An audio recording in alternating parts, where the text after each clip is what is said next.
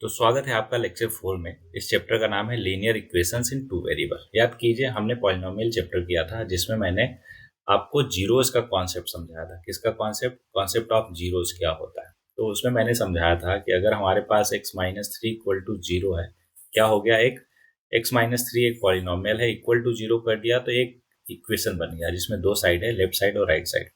चलो वो पहले पॉलिनोमियल समझते हैं, इक्वेशन में आपको नहीं उलझाते हैं। मैंने कहा एक हमारे पास पॉलिनोमियल है, क्या है, p x equal to x minus three. तो मैंने कहा इसके जीरोस कितने होंगे पहले बताओ। कहोगे सर डिग्री वन है इसलिए वन जीरोस होगा, ठीक है, लेकिन वो जीरोस कौन सा होगा? तो उसके लिए आपको जीरोस का डिफिनेशन पता होना चाहिए कि द वैल्यू ऑफ वेरिएबल या फिर x for which this polynomial becomes zero, मतलब एक्स की वो वैल्यू जो इसमें रखने पर ये पूरा का पूरा जीरो हो जाए उसको हम जीरोज ऑफ पॉलिनोमियल बोलते हैं।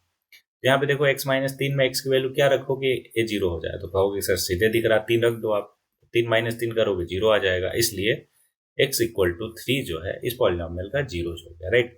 सेम वे में अगर मैं बोलूँ कि आप एक पॉलिनोमियल है हमारे पास x square minus five x plus six, इसके बताओ जीरोस क्या होंगे। तो आपको मैंने सिखाया है बाई फैक्टराइजेशन, यहाँ पे होगा क्या, फैक्टराइज आप करोगे तो एक जीरो जाएगा टू और एक जीरो जाएगा तीन। क्या मतलब हुआ कि अगर हम यहाँ पे x की जगह दो रखें तो सॉल्व करने पे आंसर हमारा जीरो आएगा। सेम वे में अगर तीन रखें तो सॉल्व करके आंसर क्या आएगा, जीरो जाएगा।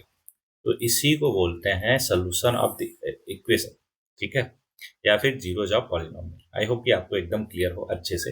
ये सारी चीजें क्यों बताई मैंने वो ऑलरेडी आपको मालूम है, फिर भी बताई सच दैट कि एक बार आपका रिवीजन हो जाए, प्लस इस चैप्टर में थोड़ा बहुत उसकी जरूरत पड़ेगी वो हम यहाँ पे समझ लेंगे, ठीक है। चलो चैप्टर का नाम आप ढंग से पढ़ो, क्या नाम है इसका, लीनियर इक्वेशन। लीनियर किसको बोलते हैं? जिसकी डिग्री वन हो, मतलब हाईएस्ट पावर वेरिएबल का वन हो, राइट। इक्वेशन है तो दो साइड होगा, एलएचएस और आरएचएस, ठीक है, इन टू वेरिएबल। याद कीजिए अभी तक हमने एक वेरिएबल पढ़ा था एक्स में, लेकिन यहाँ टू वेरिएबल बोल दिया तो दो आ जाएगा, एक्स और वाई दोनों। अब ध्यान से समझो, मैंने कहा two x minus four equal to zero, तो अब इसको क्या बोलोगे? आप इसको बोलोगे कि सर ये देखो इक्वेशन तो है, ये लीनियर है, क्यों? क्योंकि हाईएस्ट पावर वन है। तो लीनियर इक्वेशन इन कितने वेरिएबल में हुआ? In one variable, one variable, linear equation in one variable हुआ। लेकिन अगर यहीं पे इसी चीज को मैं two x plus y plus five equal to zero देता, फिर बोलता कि अब इसको बताओ क्या हुआ, तो आप कहोगे कि सर देखो पहली बात तो ये लीनियर है, क्यों? क्योंकि हाईएस्ट पावर वन है। दूसरी बात है इक्वेशन है, क्यों? क्योंकि दो साइड है, लेफ्ट एलएचएस और आरएचएस और इक्वल का साइन है। तीसरा कि इसमें दो वेरिएबल एक्स और वाई है, इसलिए इस पूरे का नाम हुआ linear equation in two variable, okay. अब अगर इसका जनरल इक्वेशन लिखा जाए, स्टैंडर्ड इक्वेशन है ना, तो उसको हम ऐसे लिख सकते हैं, कैसे? ये हो जाएगा a x plus b y plus c equal to zero, जहाँ पे ए बी सी क्या है, कॉन्स्टेंट्स हैं। ध्यान रहे कि कॉन्स्टेंट कोई भी नंबर्स हो सकता है, और एक्स वाई क्या है, वेरिएबल है। तो आप समझो यहाँ पे क्या हुआ कि हाईएस्ट पावर वन है, दैट्स वाई लीनियर हुआ, और दो साइड है और बीच में इक्वल का साइन, दैट्स वाई इक्वेशन हुआ, और दो वेरिएबल है x y, that's why two variable हुआ। तो इसी को हम पूरे के पूरे चैप्टर में पढ़ने वाले हैं, दैट्स इट, है ना, और कुछ भी नहीं है, ठीक। आई होप कि यहाँ तक समझ में आ गया होगा आपको। आगे बढ़ते हैं। लीनियर इक्वेशन क्या होता है मैंने समझा ही दिया, हाईएस्ट पावर वन हो मतलब डिग्री वन हो, ठीक। ओके, अब इसका सोल्यूशन आप निकालना चाहो तो एक्स की वैल्यू क्या आ जाएगी, पहले प्लस फाइव को उधर ले जाओ, माइनस फाइव, एक्स की वैल्यू आ गई माइनस फाइव बाई टू। तो ये इसका एक सोल्यूशन हो गया इक्वेशन का, ठीक है। ओके, उसको नंबर लाइन पे रिप्रेजेंट करना सब सीख चुके हैं हम पहले वाले चैप्टर में, तो इसलिए बहुत ज़्यादा डिटेल में नहीं जा रहे हैं, वैसे भी ज़रूरत भी नहीं है इसकी, ठीक है, don't worry about that. Okay, आगे बढ़ते हैं। बोला right each of the following as an equation in two variable. अब टू वेरिएबल में कैसे लिखते हैं वो समझ लो, आप समझो। बोला two x equal to five है तो इसको टू वेरिएबल में लिखो। तो पहले एक बात बताओ कि टू वेरिएबल में हम जानते हैं होता है a x plus b y plus c equal to zero, right. A b c कोई भी नंबर हो सकता है। अब यहाँ पे तो है हमारे पास two x equal to five, पहले फाइव को इधर ले आओ, है ना। अब यहाँ पे वाई नहीं है, वाई को लगाना है आपको, तो वाई को तो हम जीरो इंटू वाई तो लिख ही सकते हैं अगर वाई नहीं है तो, राइट। ये हमारा हो गया स्टैंडर्ड फॉर्म, राइट। तो किसी भी इक्वेशन को आप टू वेरिएबल में इस तरीके से रिप्रेजेंट कर सकते हो। अब क्या करते हैं, हम एक्सरसाइज सॉल्व करते हैं, वहां पे क्वेश्चन मिलेगा तो उससे और क्लियरिटी आएगी हमें, डोंट वरी। और ओके, पहला क्वेश्चन बोल रहा है the cost of notebook is twice the cost of pen. तो write a linear equation in two variable to represent this statement. तो मान लो कि पेन का प्राइस है वाई और नोटबुक का है x, तो बोल रहा है कि नोटबुक का जो प्राइस है ना वो पेन के प्राइस का डबल है, तो x इक्वल टू 2y हो जाएगा। अब इसी को स्टैंडर्ड फॉर्म में लिखना चाहें तो y को उधर ले जाओ, तो x minus two y equal to zero, या फिर यहाँ पे देखो c नहीं आ रहा तो प्लस जीरो कर दो, c भी आ गया है कि नहीं। ये हो गया हमारा टू वेरिएबल में इसका प्रेजेंटेशन। दूसरा question, express the following linear equation in the form ax plus by plus c equal to 0 and indicate the values of a, b, c in each case। अब देखो कितना आसान है, क्या करेंगे, सिंपली इसको ए बी सी चाहिए है ना, तो हम दे देते हैं उसको ए बी सी। कैसे, देखो पहला क्वेश्चन ये बोला कि 2x plus three y equal to इतना है, 2x plus three y minus 9.35 equal to zero. अब इसको कंपेयर करो जरा a x plus b y plus c equal to zero से, तो ए की वैल्यू क्या हो जाएगी 2, बी की वैल्यू 3 और सी की वैल्यू, ध्यान रहे साइन को भी साथ में लेना है, -9.35 बार। एक बात बताओ, क्या इसको हम पी बाई क्यू फॉर्म में लिख सकते हो क्या? याद कीजिए क्या तरीका मैंने समझाया था आपको। तरीका समझाया था कि पहले जितने ऊपर बार है उतना 9 नीचे लिखो, उसके बाद बार और पॉइंट हटा के जो भी डिजिट बचा उसको पूरा का पूरा लिख दो, फिर माइनस करो बार के अलावा बाकी जो भी चीज बचा। बाकी क्या चीज बचा, 93। अच्छा, उससे पहले क्या बोला था कि बार से पहले देखो और पॉइंट के बाद कितने डिजिट है उतने जीरो लगाओ, तो इसका आंसर आ जाएगा इतना, है ना। अब चाहो तो इसको सिंप्लीफाई कर लेना, ये हो गया, इसको कन्वर्ट करना। ये पहले चैप्टर में पढ़ा था इसलिए यहाँ पे आपका रिवाइज भी करवा दिया। ओके, दूसरे वाले पार्ट में देखो ये ऑलरेडी है, कंपेयर अगर करो तो ए की वैल्यू आ जाएगी 1, बी की वैल्यू आ जाएगी -1/5 और सी की वैल्यू आ जाएगी -10। अच्छा, चाहो इसको तो और फर्दर सिंप्लीफाई कर सकते हो। कैसे, x minus y by five minus ten equal to zero, जरा एलसीएम ले लो, ये बन जाएगा 5x minus y minus 50 whole upon 5 equal to zero.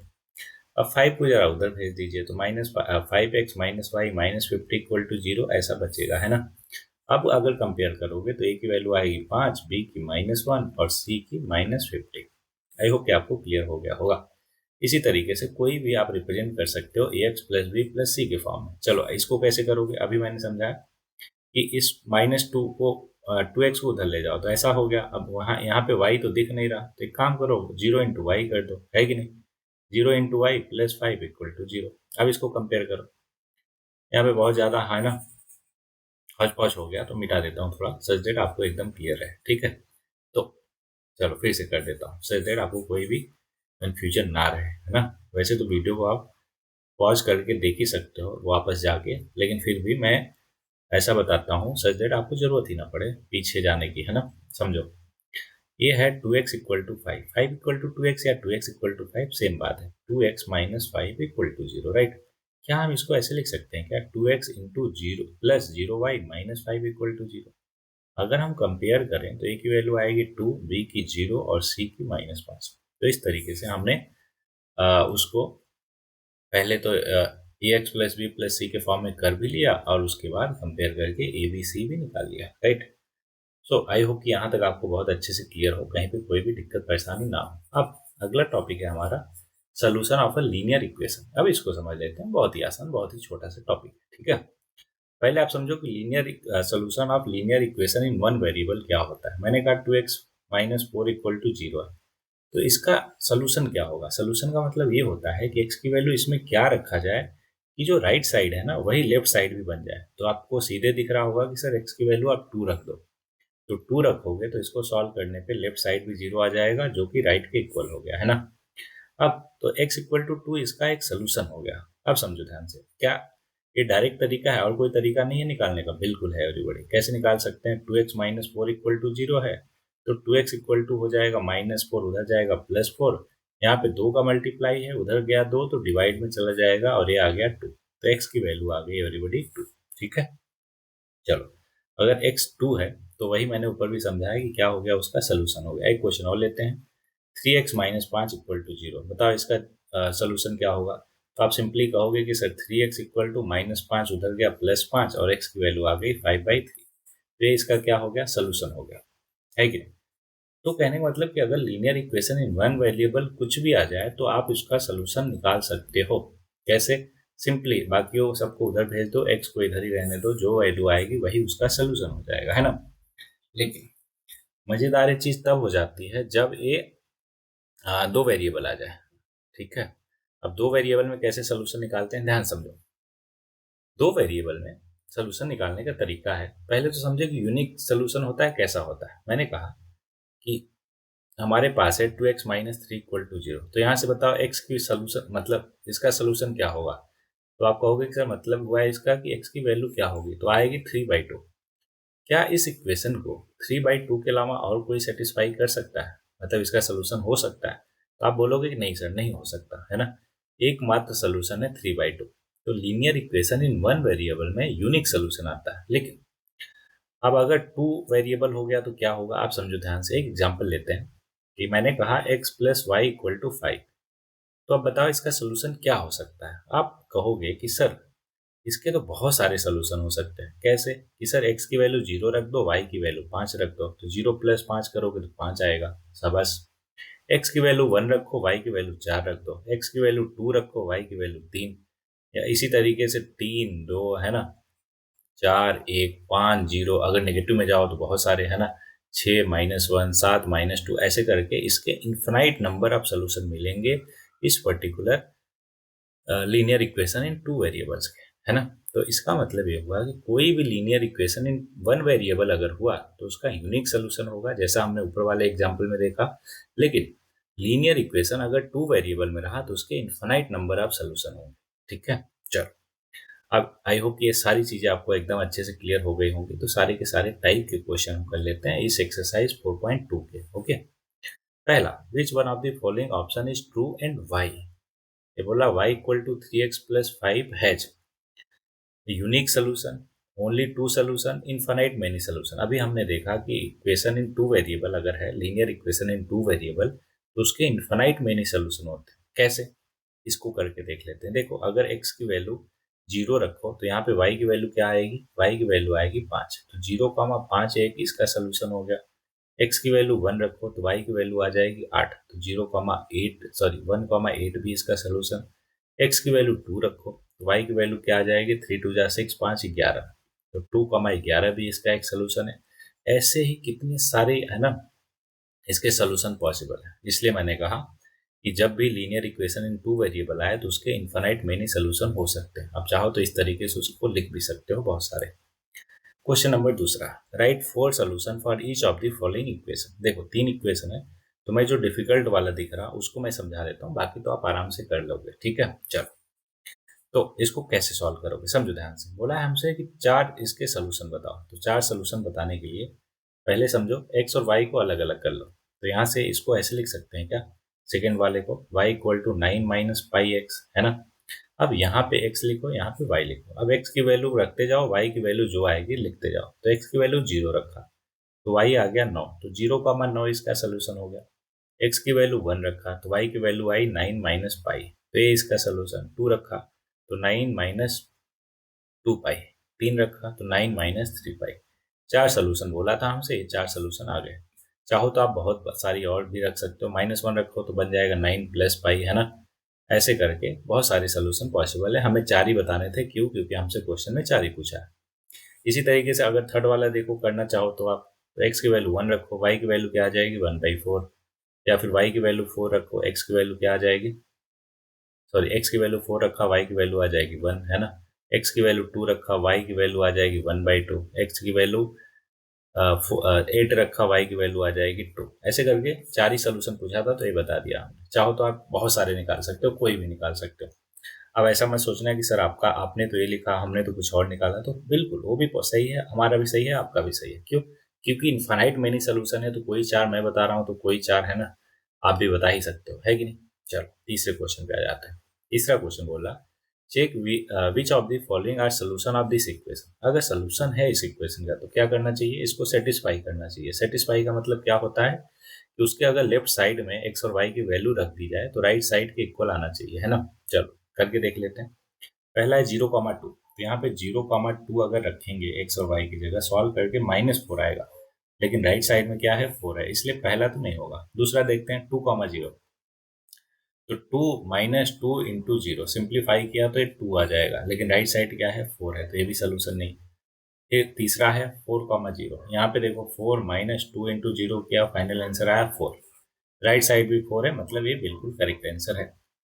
इसी तरीके से चौथा मैं दिखा देता हूँ, क्योंकि रूट आ गया तो आपको डिफिकल्ट लग सकता है। तो x की वैल्यू है √2 माइनस 2 इंटू 4√2। देखो इसको सॉल्व करोगे तो √2 माइनस 8√2। अब बताओ, √2 कॉमन ले लो तो 1 माइनस 8 क्या होता है, -7। तो -7√2 आ गया। राइट साइड क्या आना चाहिए, 4 आना चाहिए। तो बिल्कुल ये भी नहीं है। 1 1 चेक कर सकते हो आप, 1 माइनस 2 -1 आएगा, ये भी नहीं है। तो केवल थर्ड इसका सोल्यूशन है। अगला बोला फाइंड द वैल्यू ऑफ के। अगर ये इसका सोल्यूशन है तो सिंपली क्या करेंगे, एक्स और वाई की वैल्यू रख देंगे। क्यों, क्योंकि बोला है इसका सोल्यूशन है। तो जैसे ही वैल्यू रखेंगे के की वैल्यू आ जाएगी 4 + 3 जो कि होता है 7। तो के की वैल्यू आ गई 7। सो एवरीबॉडी, इस तरीके से सारे के सारे क्वेश्चन हमने कर डाले इस पर्टिकुलर एक्सरसाइज के। मैंने स्टार्टिंग में ही बोला था बहुत ही छोटा और बहुत ही आसान चैप्टर है, तो आपको घबराना बिल्कुल नहीं है। तो आई होप कि एक एक चीज आपको बहुत अच्छे से क्लियर हुआ होगा। तो अभी का होमवर्क क्या है, ध्यान से समझिएगा। यहाँ पे तो सारी के सारे एनसीईआरटी के क्वेश्चन लगा ही लिए, लेकिन फिर भी एनसीईआरटी के एग्जाम्पल प्लस एक्सरसाइज के सारे क्वेश्चन करने हैं। दूसरा एग्जाम्पलर करना है और तीसरा आर.डी. शर्मा करना है। ठीक है, ओके। अब इसके क्या क्या करने हैं, अब एक पर्टिकुलर नंबर ऑफ क्वेश्चन भी मैं बोल दूंगा। आर.डी. शर्मा के कम से कम, है ना, कम से कम 30 क्वेश्चन आपको करने हैं। आसान चैप्टर है ना, इसलिए 30 बोला। बाकी तो आप बहुत ही कर सकते हो, लेकिन कम से कम मेरे कहने पे कम से कम 30 इसके एग्जाम्पलर और एनसीईआरटी के तो सारे के सारे करने हैं। ठीक, तो ये रहा आज के लिए होमवर्क। आई होप कि आपको सारी चीज़ें क्लियर हो, कहीं पे कोई डाउट नहीं है। अगर होता है तो तुरंत पूछो कमेंट बॉक्स में, एकदम आपको जवाब मिलेगा। ठीक है, चलो इस लेक्चर में इतना ही। मिलते हैं नेक्स्ट लेक्चर में। टिल देन एंजॉय कीजिए, मजे में रहिए।